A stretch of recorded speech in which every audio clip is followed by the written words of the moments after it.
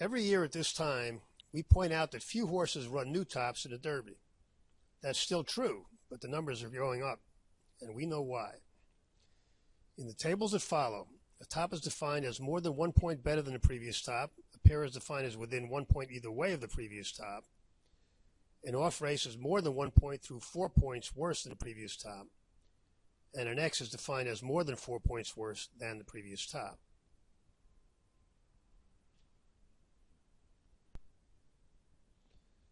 When it comes to the correlation between the number of 3-year-old preps and getting a maximum effort in the Derby, less is more.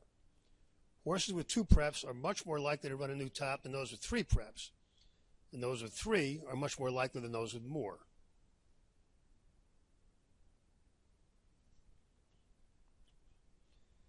And trainers have noticed. Horses are coming into the Derby with fewer prep races, which in turn is producing the higher percentage of new tops.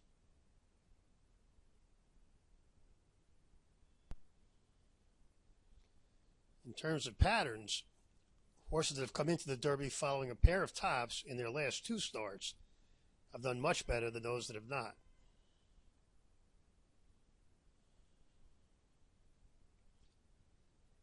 But of those coming in off other patterns, the best group has been those coming off new tops, as long as it hasn't been too big a new top.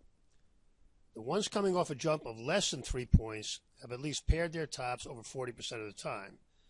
Those off bigger jumps have mostly run X's.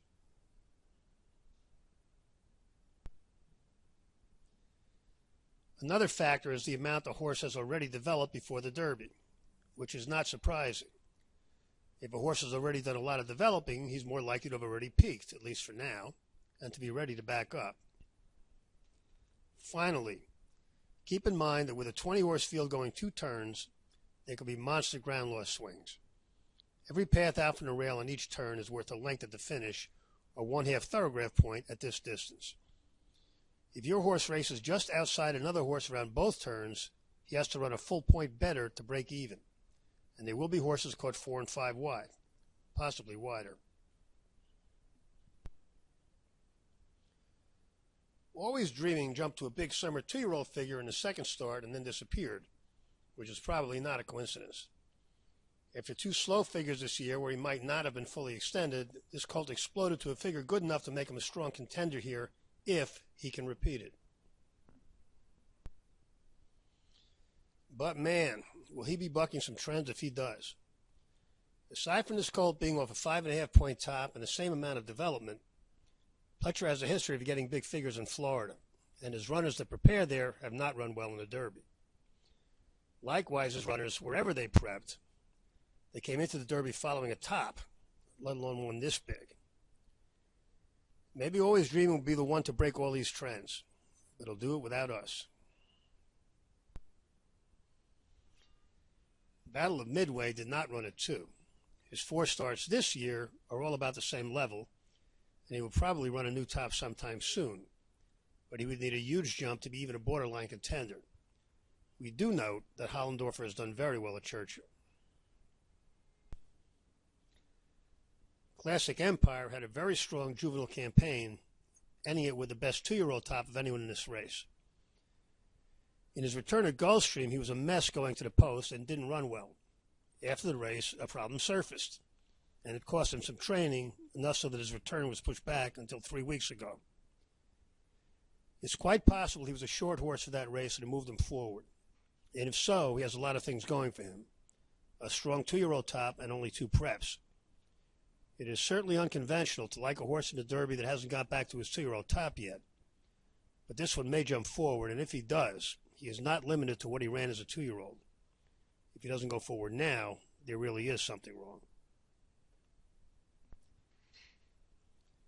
Fast and accurate may or not be accurate, but he's not that fast. And his dirt try was awful. Other than that, we love him. Gervin beat up weak competition in Louisiana without running too fast. His pattern looks like he could be ready for a new top, but the recent drama about his feet is a concern, and he would need a big jump to contend. Gormley established a solid 2-year-old top, and when he came out with a big effort in January, we thought he was going to be a serious Derby contender. Given more than 2 months rest, he bounced pretty badly. Not a good sign. Healthy 3-year-olds should be running their top at least every other race this time of year. And when he failed to do so last time, even though he won, it was a pretty big negative. There are some California trainers that get jump ups when their horses leave the state, but this one would need a big forward move to contend. Contender did a lot of developing to get the strong 2-year-old top late last year, matched it in his seasonal debut, and then leaped forward with a huge effort in the Fountain of Youth before bouncing last time. The big effort obviously represented a lot of serious development, which would be an issue regardless. But it's also worth looking at how horses that run a -2 or better as a 3-year-old have done in the Derby. Only 3 have been able to run that well or better in Louisville: Big Brown, Orb, and Frosted. And all 3 were moving forward into the race. Contender is not. And there's only one race that even puts him in contention here. At a price, we're not going to toss a horse that's already run fast enough to win. But we're not confident this one will run his race. If he moves forward now, the Belmont might be a different story. A few years ago, a couple of bombs won the Derby, and they had similar patterns. They both had relatively slow 2-year-old tops and were moving forward in sizable chunks heading into the Derby. Well, this year, Hence looks just like that, so we're not going to tell you we can't win the Derby. But we will say for that to happen, several things have to happen. First, he has to jump forward to just reach a level several others have already reached. Second, that effort has to be good enough, which means others don't run their race or improve, and he has to avoid major ground loss coming from way back. Hence is not without a chance, but there are others we like better.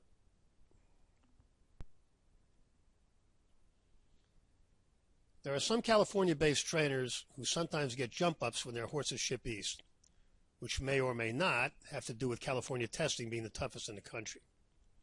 O'Neill is one of those trainers, Irap is one of those horses, and he jumped way up to win the Bluegrass. But there are a couple of things to note. First, this one had previously run outside California without improving. And second, with the exception of Baffert, most of the jumpers are one and done. A repeat would put Irap in the middle of this, but he's bucking all the history of horses coming off big tops and lots of development. Irish Warcry put in a couple of very good figures late last year and ran even better with the addition of Lasix at Gulfstream. The big bounce that followed was a big surprise, as was the huge effort last time. And so, since we don't understand what caused either, it's tough to know what to do with him. This colt is clearly fast enough to win, and it wouldn't shock us if he did. But that last is still a huge figure, a 4-point new top, and represented 6 points of development from 2 to 3. We will say this: Irish Warcry's sheet looks an awful lot like one from the past. And while the Fleet Alex did bounce in the Derby, he recovered quickly and went on to have great success. And this one might as well. J-Boy Zecco wasn't that fast last year, and his top in March represented 8 points of development. Even so, if he had paired up last time, we would take him pretty seriously here. But the bounce tells us the top took something out of him, and that the most we can expect now is a return to that level. Looking at Lee, didn't develop as the year went on last year, and didn't break through that level until his third start this year. All the work he did to get to that level tells us that in the short term, more improvement is unlikely, and he needs some. Master Plan is a good pattern with just 2 preps and a pair of tops. He could be ready for a new top, and there are lots of races where we would like this one, but he's not fast enough against these. McCracken was solid, if not super fast, last year, and his Tampa race showed nice development. Whether physical issues compromised his last or not, he ran okay, and with the pair of tops should be set for a good one. He's one of the most likely in the field to run a new top, but he does start out slower than many, and his running styles let the ground loss even in much smaller fields, which makes McCracken likely to run well, but not that likely to win. Patch ran a new top to break his maiden, then backed up at fairgrounds. The bounce makes a new top unlikely, and he would need one to contend. Practical Joke established a strong juvenile level, getting better as the distance increased, and even running well shipping from New York to California for the Breeders' Cup, which few dirt horses do. He came out this year with a new top, then went forward a little more in the Bluegrass, earning a better figure than the winner due to a wide trip. This colt fits the profile in every way. He's not overdeveloped, he has 2 preps, his pattern is one of the good ones, and he's one of the fastest horses coming into the race. There are other pluses to be found in Chad Brown's trainer profile. In the last 90 days, and with his 3-year-olds this time of year in general, about 70% of his runners pair their tops or run new ones. The possible negative is that while Brown stresses saving ground, this horse has a history of wide trips in smaller fields, and Rosario has a nasty history of wide trips in the Derby. He can't afford to do that here. But for those who question this horse's chances to get the distance, we'll point out 2 things. His top came at the longest distance he tried, and Chad Brown did not become famous by training sprinters. Royal Mo didn't run very fast as a 2-year-old and has already developed a fair amount this year. He edged forward in his last and could be coming up to a new top soon, but it's unlikely to be the more than 2-point jump he would need here. Sonneteer did an awful lot of work to get to his 2-year-old top, and has taken 5 3-year-old preps to get to a figure that's not competitive here. This is more the pattern of a grass horse, and his synthetic try was pretty good. State of Honor is another that is heavily raced, not that fast, and has already developed a lot.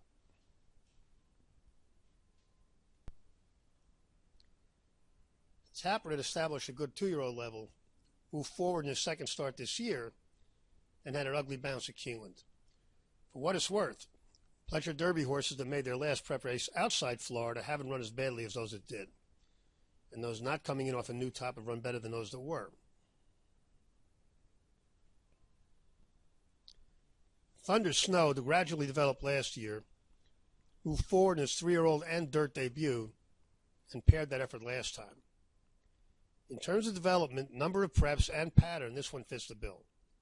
He does start out a little slow, but the Godolphin horse has been firing on all cylinders here recently, and we're not going to throw this one out, especially underneath in exotics.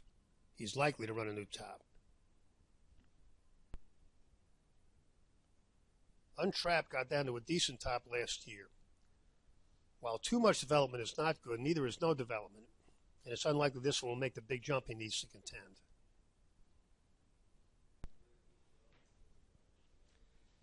As we have in recent years, we will divide the Derby field into 4 groups.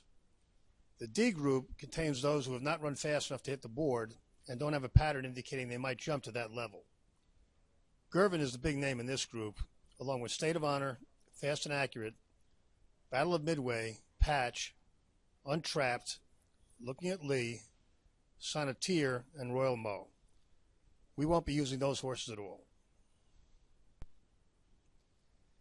The C group contains horses that overall we do not like, but who either have already run fast enough to hit the board or are slower but have a pattern that could yield a jump. In this group are Gormley, IRAP, Always Dreaming, J-Boy's Echo, Taprit, Master Plan, and Hence. We can use these horses if we're going to cast a wide net in exotics, but mostly underneath. We're inclined not to use Always Dreaming at all as one of the favorites. The B group contains 2 horses that are very fast but iffy on pattern, 2 horses that aren't that fast with great patterns, and 1 total oddity. Irish Warcry and Guinevere have already run fast enough to win this. We're not going to get dogmatic and let them beat us, since the horse we're going to key is a price. McCracken and Thunder Snow have good-looking sheets and are more likely to run well than almost anyone else. And Classic Empire is a total outlier.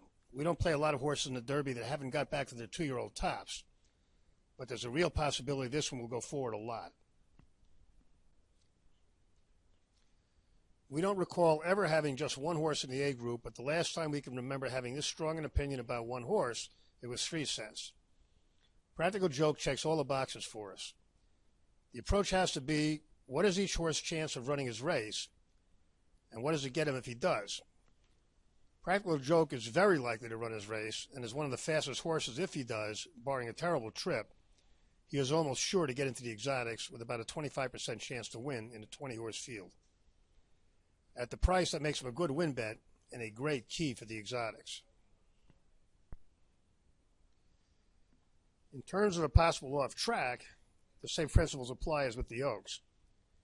It would be a negative for those coming off big tops and works in favor of those with good patterns. Beyond that, most here have never run on an off-track. Gormley ran his top on one, Gunnevera handled one in his debut, and Taprit both ran well on it and is bred for it. McCracken's dam side is grassy, which is basically the opposite of an off-track, so in that event we would like him no more than Gormley or Taprit. As for Practical Joke on off-tracks, his pedigree is just fine for it on both sides, and Chad Brown has a 30% strike rate on off-tracks. Well, the draw did Practical Joke no favors, but he's still the one we like best, and we have to hope we get the Chad Brown ride rather than the Rosario one. 3 wide both turns would be manageable. Wider would be a problem. The horse that probably benefits the most from the draw is Thunder Snow, who is also first-time Lasix. Euro jockeys are more conscious of saving ground than Americans, and with the inside draw, this one could get a Burrell trip. And based on where he drew compared to the other contenders and the possibility of an off-track, we have to upgrade Gunnevera a little.